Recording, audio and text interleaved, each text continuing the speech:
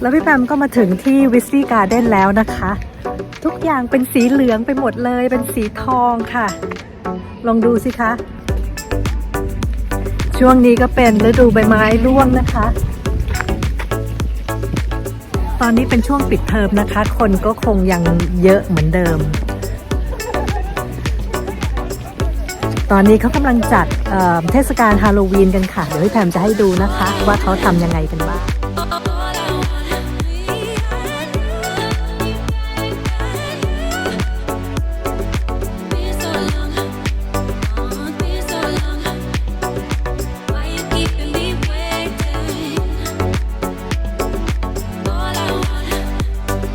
พี่แพมก็มาถึงมุมเดิมอีกแล้วนะคะเป็นบ้านที่สวยมากๆอยากได้ค่ะอยากซื้ออยากอยู่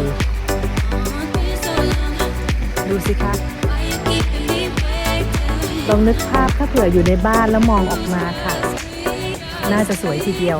ก็กำลังจะเดินเข้ามาในบ้านนะคะ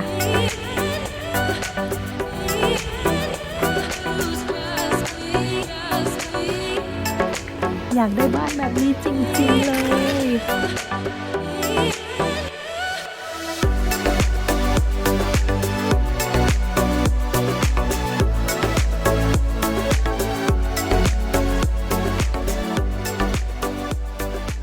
กริดนี่เขาเป็นอะไรที่จริงจังมากเลยค่ะอุปกรณ์ในการที่ดูแลต้นไม้ศึกษาเกี่ยวกับเรื่องพฤกษศาสตร์นะคะพี่แพมต้องกระซิบเพราะว่ามีคนอยู่เยอะเลยค่ะไม่อยากให้เขาได้ยินเดี๋ยวเป็นการรบกวนเขาค่ะ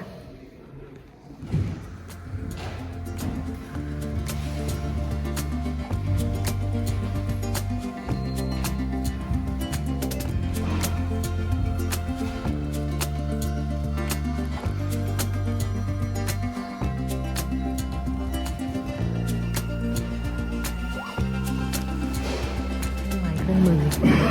ที่เขาใช้ในแลบในช่วงปี 1950 60 70 มาเรื่อยๆค่ะ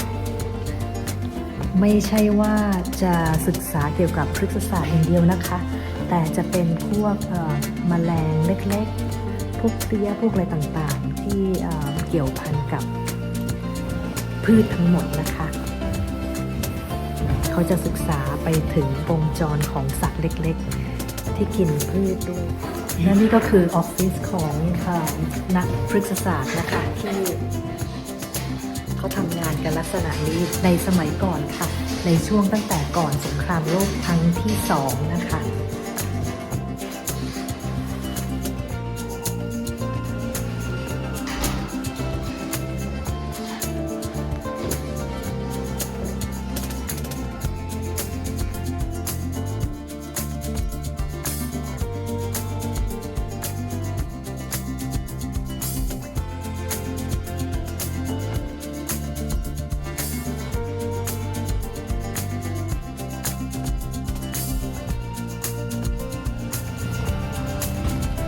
ขณะนี้พี่แพมก็เดินออกมาจากบ้านแล้วนะคะมายังซุ้มวิสตีเรียที่พี่แพมเคยมาเมื่อหน้าร้อนค่ะตอนนี้ดูสิคะใบไม้เป็นสีเหลืองไปหมดแล้วเดี๋ยวเขาก็จะร่วงโรยไปค่ะในช่วงเดือนหน้า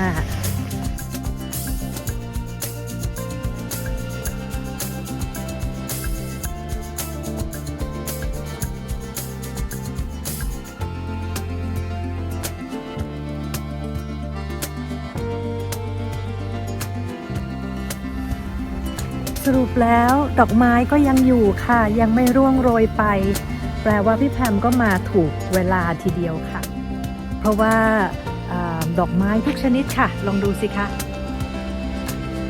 ยังมีสีสันที่สดใสอยู่เลยค่ะแต่เดือนหน้าคงไม่ได้เห็นแล้วพี่แพมมาถูกต้องตามเวลาของเขาจริงๆค่ะ